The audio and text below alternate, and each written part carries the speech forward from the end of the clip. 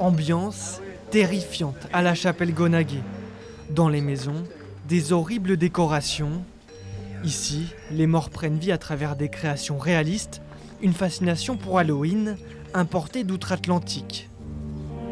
Je suis canadienne et au Canada, on fête Halloween tous les ans. En général, 60% du quartier décore leur maison. À la chapelle de Gonaguet, dès qu'ils ont commencé de faire ce concours, j'avais envie de participer parce que ça me fait penser au Canada.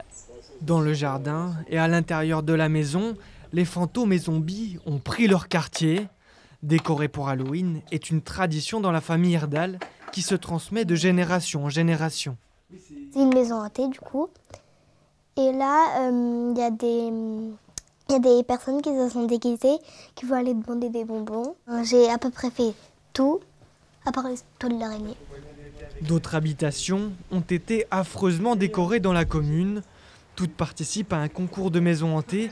Le jury s'appuie sur plusieurs critères, dont l'originalité et la création artistique.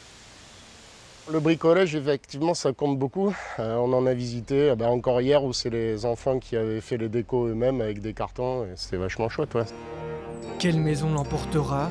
Réponse ce samedi à la fête des citrouilles et des sorcières, qui devrait grouiller de créatures maléfiques.